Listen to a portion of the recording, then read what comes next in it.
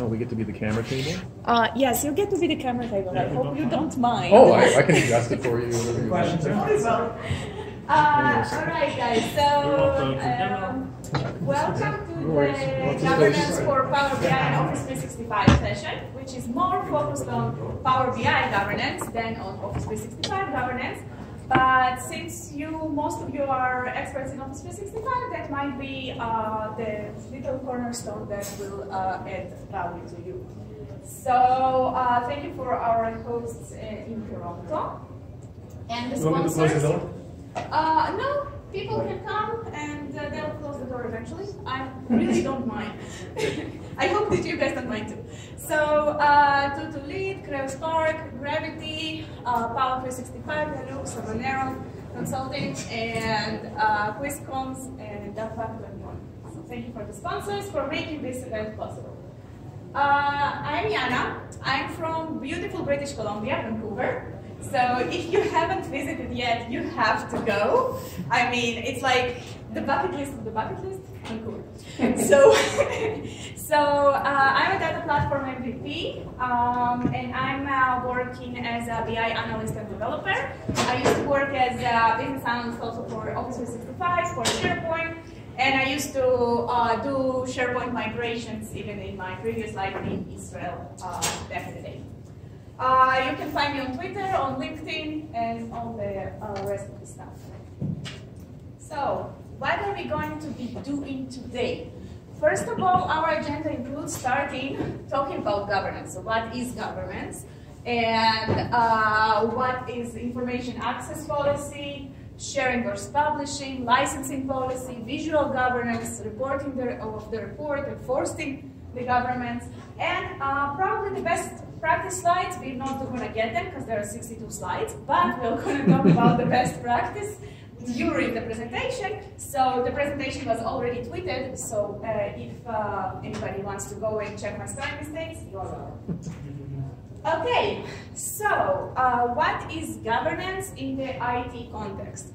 So because we are talking not about the financial industry and we're not talking about the part of the organization that does operations, we are talking about the information technology and the business technologies that we have got. So it's a formal framework that provides a structure for organizations to ensure that IT investments support business objectives. This is exactly what governance means. And this is like the cornerstone. The gentleman here that we had a chance to talk before the session said that in every organization, and this is the cornerstone for any successful IT, so thank you, IT implementation. Governance can be defined by many ways, and every organization should define the governance policy and how it implements it. So one of the frameworks is ITIL, Information Technology Infrastructure Library, that basically has many chapters that explain each and every part of the governance policy. Then you have GRC, this is more used in US, and ISO. So this ISO framework was, for example, used in the Israeli army, and I have helped to implement it through IT. So what we are doing is taking those frameworks and implementing them with the tools that we have got. What it has to do, what is Power BI? Everybody heard of Power BI, so I'm not even going to ask about who hasn't heard of it. But if, in a nutshell, Power BI enables us to visualize the data, to view the data. This is the most important function of Power BI. How it does it? Connects to data source, creates the report, dashboard, application, recently data flows and other things. Collaborate and share, so we can share the reports either in premium capacity, pro capacity, on our dashboard, or even as a PBIX file in the email. And we can access to the data inside using functionalities such as Q&A. Please do try at home. Very cool and fun stuff. And recently analytics, which there is a company here that already starts doing its first models with those tools, as I've heard. So what is currently part of Power BI? And this list is kind of changing and updating every month. And those are only the titles. The full list and the full capabilities and capacities are in PowerBI.com, but if we summarize it into the main components of the main functionalities, it's going to be the Power BI desktop. This is the free download that you get on your computer, and you can connect the data and publish the data and then share it via email or save the file. Power BI services, which is either Pro or Premium, which is a service which is online and part of Office 365. And in there are so many more things, but I've just added the main ones, which are the portal, collaboration, applications, the new and exciting feature data flows that I'm dying to show you, but this is a governance session, this is not a data flow session because everybody is talking about this. Data flows are basically not replacing, but complementing ETLs. Who here worked with ETLs, with data? Okay, so now instead of having a sophisticated developer like yourself working with ETLs, any business analyst. He's a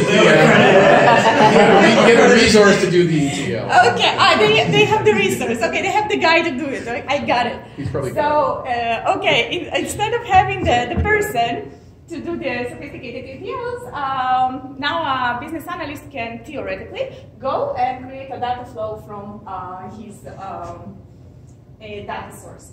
And there are the Power BI mobile, the gateways, embedded analytics.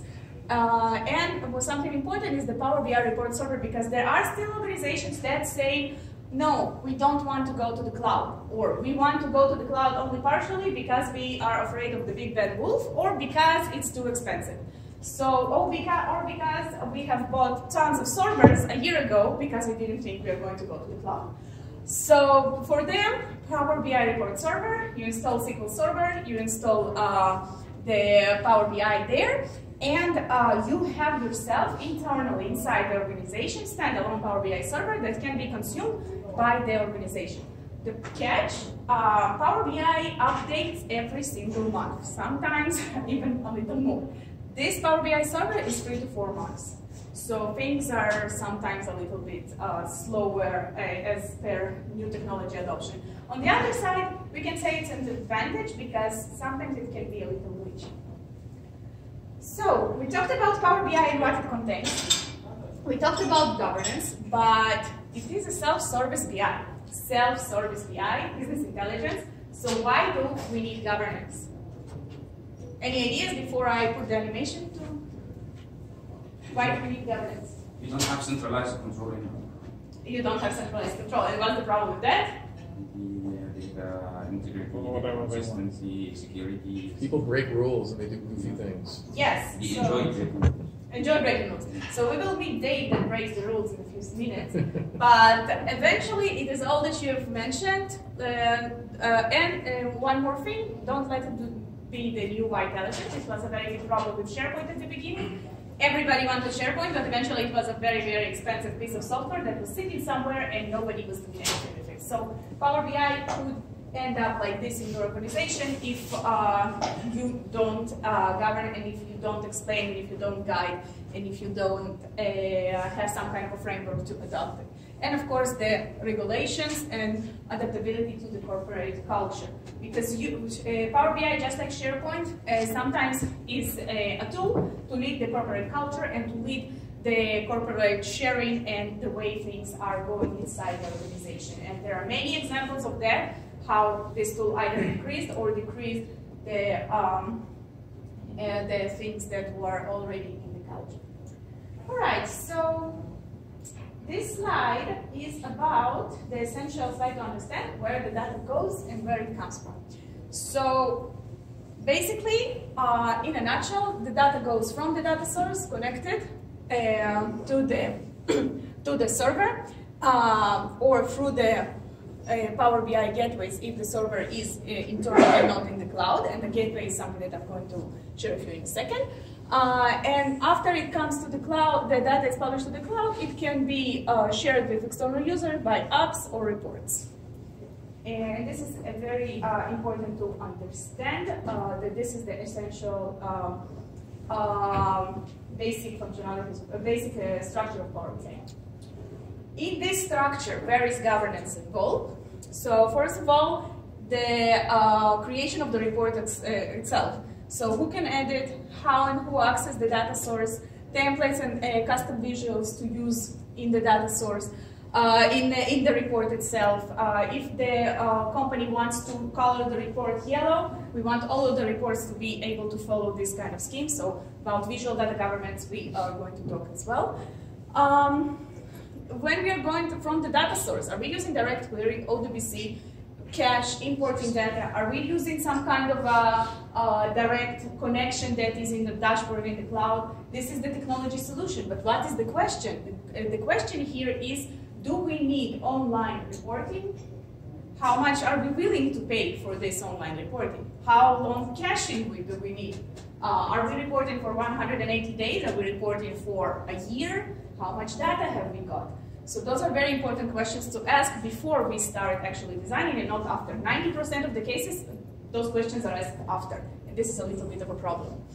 Data integrity, scheduled connections, and also scheduled refreshes, and scheduled distributions from distribution lists. So this comes to the next step and the final step: who can consume similar across devices, and special authentication that is needed, maybe through Azure applications, maybe through Azure Active Directory, maybe through other solutions such as Okta, which is a competitor, but worth mentioning because Power BI, unlike other tools from other companies, is very, very connected to many data sources and to many options of how to implement components inside of it. You can integrate it with a lot of data sources and with a lot of authentication methods. Okay, so the first thing first, the basic of all this is the data. The data lifecycle is something that all the SharePoint experts here know very well. We create a lot of data, we store the data, use the data, share the data, archive the data, and hopefully delete the data, but this usually never happens. So SharePoint, right? So Power BI, based essentially, it's the same thing, with the same questions of who can consume, what is consumed, where is it, and so on and so on. So when you decide to design your governance policy in your organization, you need to take each one of those steps and evaluate them accordingly. So the first steps is getting the data, and whoever is not extremely familiar with Power BI, the way you do it is with the data connectors in the Power BI desktop, and there are many data, more than 100 data connectors in Power BI desktop currently. Not only Azure and Microsoft, also SAP and so on. And the next thing is through the Power BI service. That means on the portal, where you can have more cool stuff such as streaming analytics, such as API connector, and the streaming data sets, streaming analytics is the results already, and the data set and data flow, which are the new kid on the block. That is the alternative for the ETL. This is how you get the data. How about internal data and synchronizing the data? This is a complicated slide that I'm going to explain more by showing what exactly do I mean. The reason for internal data source to refresh and connect to it is because sometimes you cannot put your SQL in your paths, or you want your data source to be in Excel on somebody's computer or anything like this, and then you need a magical creature that is called the data gateway. So the data gateway is something you install from the Power BI side. In the Power BI side, you can, when you sign in, you can install, for example, I signed in, I can install any kind of, I can install several products. So one of them is up there, the Power BI desktop, and then, yes, I know, and then we go to the data gateway, and this is where I am I have installed it from. After the installation process, I get this kind of a menu. This means that on my computer right now, there is a little component that's called on-premise data gateway that I can activate or deactivate. Sometimes when I don't have to fly, I bring 2 computers just to show that if I shut down the other computer, I do not have the data gateway active, and it has to be active. So this is the disadvantage, of course, of the data gateway. Now, this? Yeah. Can I ask a question? Yeah, sure. So that's the only way to go through the data gateway, or we can bypass it and go through the proxy because sometimes it doesn't know. You can go, there are several ways to connect. Sometimes it can be, for example, I connect to Azure machines that have SQL servers on them, but then I need authentication, I need to be whitelisted, and I need to go through that. You can go through all data in API, you can go through a custom built connector, but you need to refresh the data somehow. There needs to be some kind of agent or a policy around it.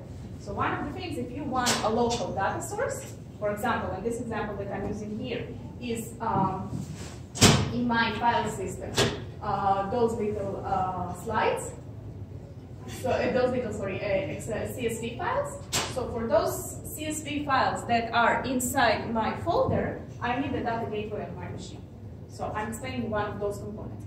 And the connection to governance is that one of the ways to enable through data source organization and to enable you to access data is through this. So but this is the best practice to keep it on your desktop? No.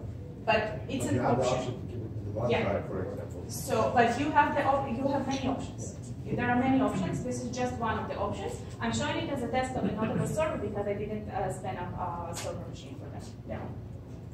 So this is just one of the options. I'm showing that an organization that wants to keep it internally and don't want all the information in the cloud also have those opportunities and options.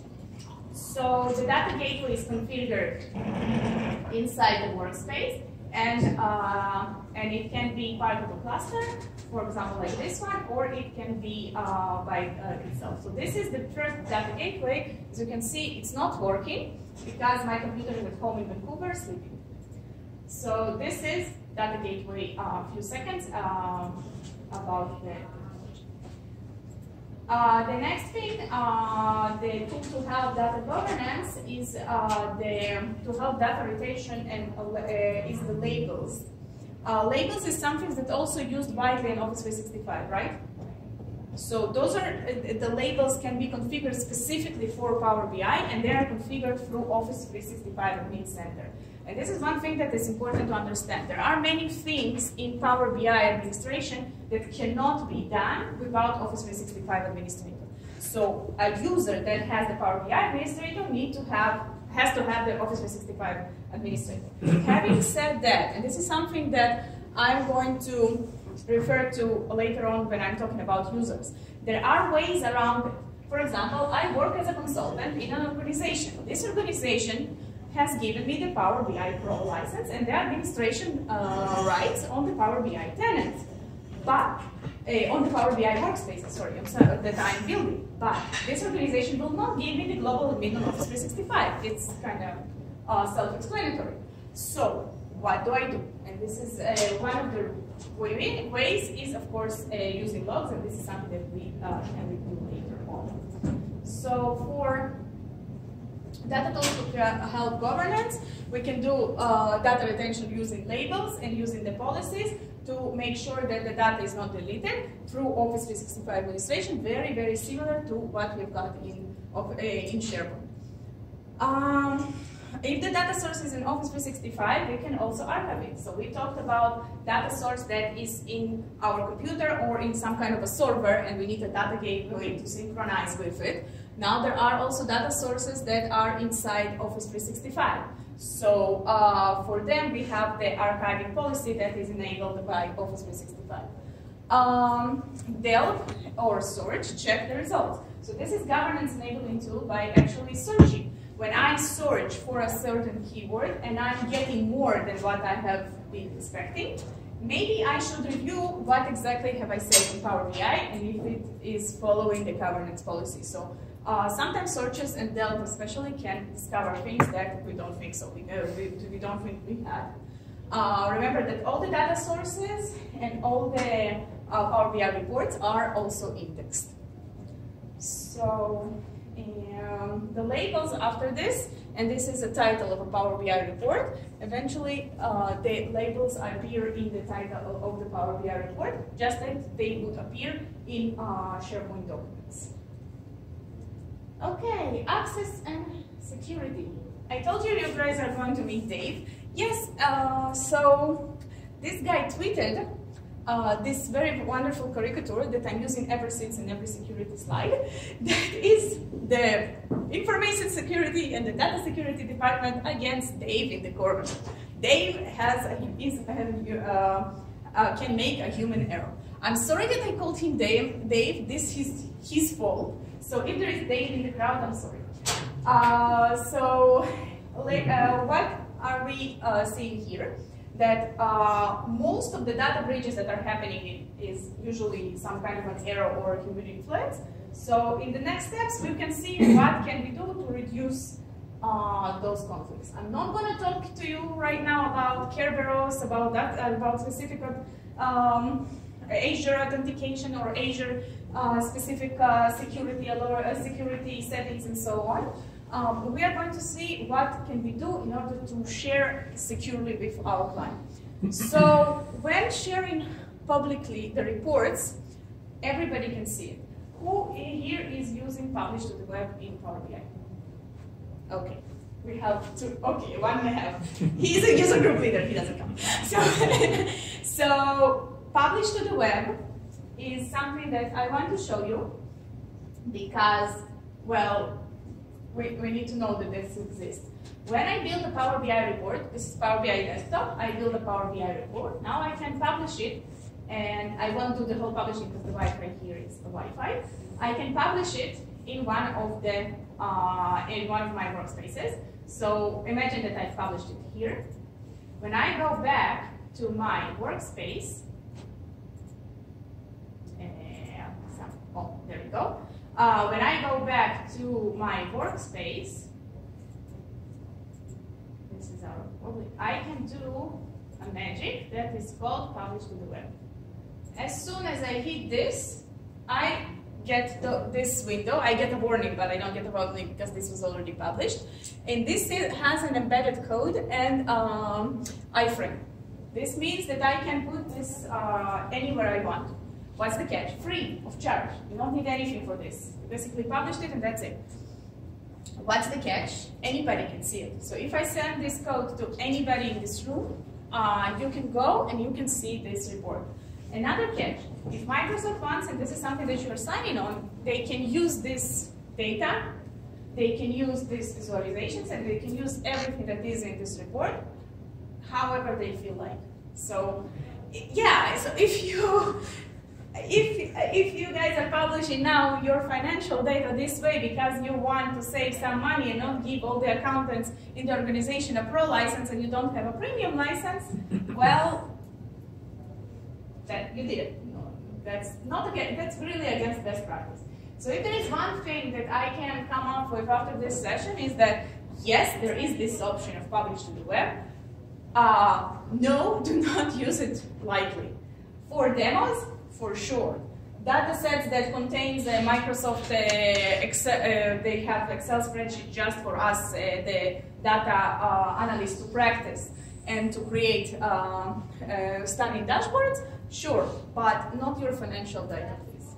So sending the report as a PBIX file. So no encryption, no permissions, anyone can download the report, anyone can do whatever he wants. So this is another thing that you should not be doing with your Power BI reports. Well, principally we cannot prevent.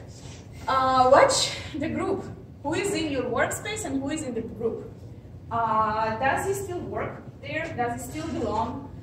Is the report shared with all the group members? Maybe the report shared only with part of the group members. What was the policy behind sharing the reports with those certain group? And what was the group's purpose? So if I have in my demo group the financial report, something here goes wrong, and this is something that belongs to the governance policy and how we think of that. So one can recommend to have behind each workspace, just like we had site stewards, somebody in Office 365, so everybody knows what site steward is, right? At least was. I don't know if it's still the case.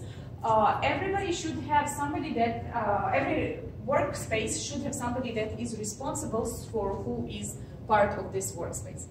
And Office 365 Admin Portal, you can create alerts for access, changes in groups, and so on and so on. So that means that your inbox will be flooded with lots of alerts. So you want to make it smarter. How do you make it smarter? You save all those usability logs inside a database and create alerts on the database. This is one option. Other options, there are third-party applications for PowerBI Analytics, just like for Office 365 Analytics. And this will review in report on the reports. All right.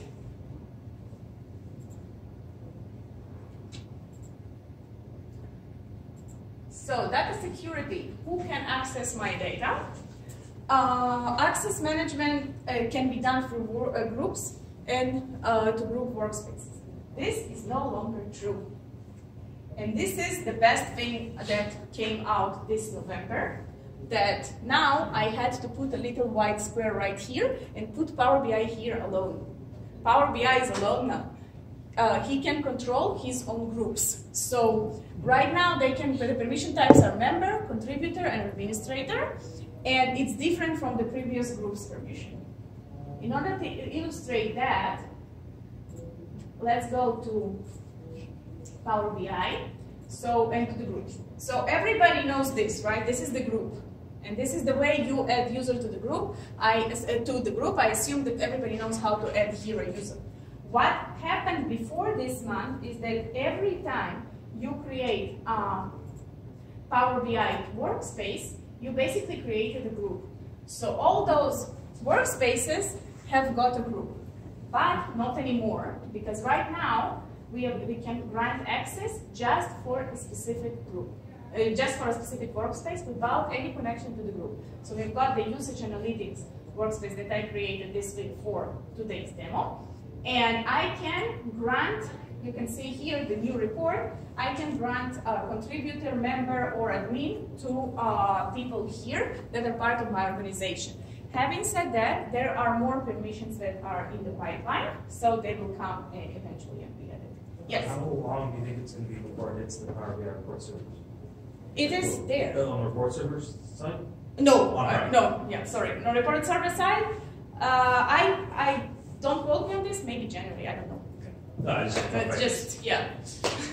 Yes? Did I understand correctly that if you create a team, when you create a team, it creates a group, it creates a Power BI workspace, so all the members can read all the dashboards without a Power BI Pro now? No. Okay. They can, if they have Power BI Pro, they can read the dashboard. If they don't have, they don't. If your organization has got Power BI Premium, then they can. Okay? This is just for the permissions issue. That was a very big issue because you don't need Office 365 site and all that is involved and all this Yammer and so on, just for the Power BI reports. Yeah. Yes. So sorry, now with this new implementation, what would be the best practice if you didn't actually want a group? Create it right here. Let's create it. Yeah. Let's just create it because this is the best way to understand what's going on. So we are creating, now it's called the app workspace because eventually we'll publish it as an application. We can create it because, well, it's called here. And it can be private or can be public, anyone in my organization, and members can edit the Power BI context. And I need the workspace members. So there we go. You have this created, and you will not see in my groups list, you will not see the Toronto snow. It's not going to appear. Just like usage analytics did not appear. So for existing groups, it's still like this. It's still, yeah. So would we have to recreate them to? I don't think so. I don't think so. Just make sure that you remove the people that don't belong from the group interface. They will probably roll out some kind of a solution. I'm not sure what it's going to be. So, for example, if you go to this group, just a second. And members, you go to, you see where you're going. You're going to groups. And this is one of the old groups. Because right now you go to the Outlook distribution list and so on. Okay, let's stop it before it kills the Wi-Fi. All right. So this was about groups, and this is very important to understand because it's really something that happened very, very, very recently. And it's very important for governance because finally we have this separation. Now, where is it all going to? Because Power BI wants to integrate more with Dynamics because it has more operations and more data is now stored in Dynamics than in Office 365. It started as part of all the Power Platforms, so we have the Flow, we have the Power Apps, and we have the Power BI. So they are still integrated, but slowly but surely they are separating a little bit themselves from the Office 365. So this is if you look at at least as looks like the roadmap from what we can see. So here is just to illustrate what we just did. You have here the usage analytics groups, and it's not part of the group. That being said, in groups you have several more types of security and authentication that you don't have still in Workspace. So there are probably going to be more to come. Yes? How do you grade governance plans that you're going to implement in your organization when the framework foundations constantly change? You change it. You It takes have 6 months to get the governance group. That's true, but you have what in governance, for example, for this was something that was a part of governance plan for many organizations.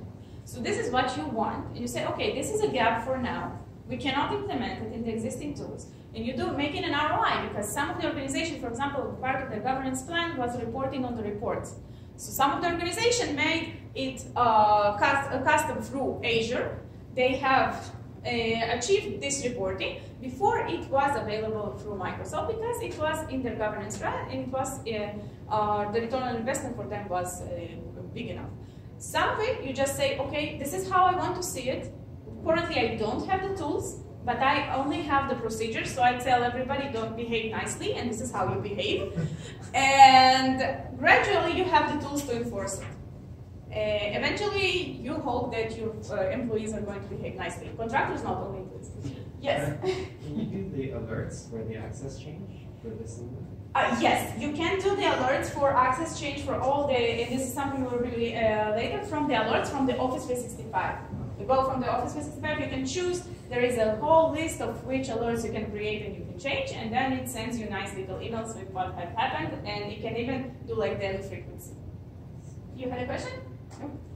Great. Administrative user types as presented in past 2018. That means it's relevant for this one. So administrator type, global admin, billing admin, Power BI service admin, capacity admin, and Power BI Arc workspace admin. So what is capacity admin? I haven't reviewed the capacity structure yet. Capacity is in Azure. You can purchase a dedicated capacity for your Power BI reports. That means that it's going to be separate and it's going to be accessed separately. And it can be either just on Azure with or without the premium. Usually people who purchase the premium want either access for the entire organization or they want access for external users that cannot be added